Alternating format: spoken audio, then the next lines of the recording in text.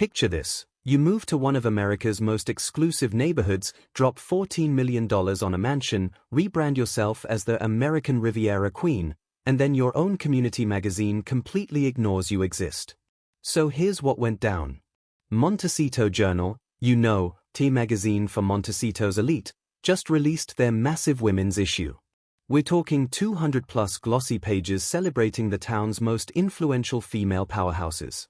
Philanthropists writing million-dollar checks, wine moguls building empires, tech entrepreneurs changing the world. And Meghan?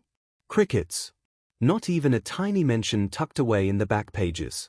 Now, before you think this is just some random local newsletter, let me paint you a picture. This magazine is basically the social Bible for one of California's wealthiest enclaves.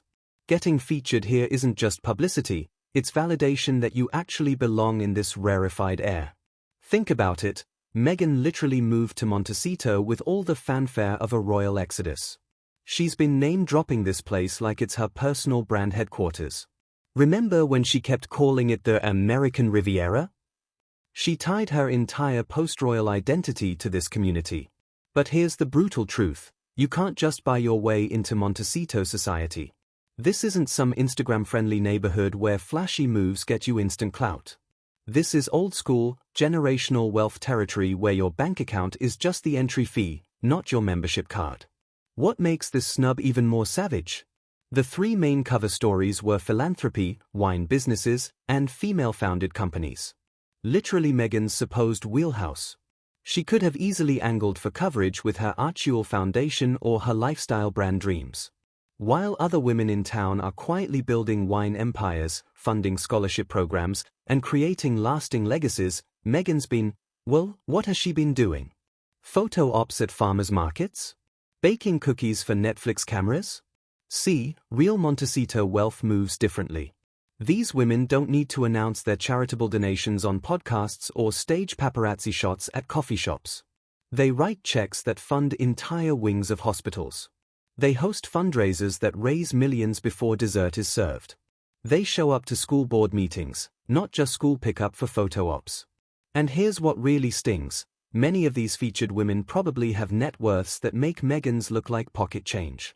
But they earned their place through decades of genuine community involvement, not just zip code proximity. This magazine snub isn't just about one publication. It's a crystal-clear message from Montecito's inner circle, we see you trying, and we're not impressed. Because let's be real, if the most desperate for relevance resident of your neighborhood can't even get a paid advertisement mention in the local luxury magazine, what does that tell you about her actual standing in the community?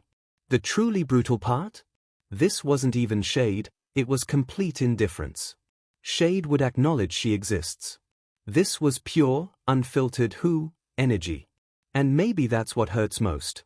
Meghan built her entire post-royal brand around being this sophisticated, influential woman who seamlessly integrated into California's elite society. But when push comes to shove, her own neighbors are showcasing local winemakers and startup founders while she's nowhere to be found. Look, you can have all the money in the world, but you can't buy authenticity. You can't purchase genuine relationships. And you definitely can't fake your way into a community that values substance over spectacle. Montecito isn't impressed by royal titles or Netflix deals. They're impressed by women who quietly change the world, who build lasting institutions, who contribute to their community without expecting a parade in return.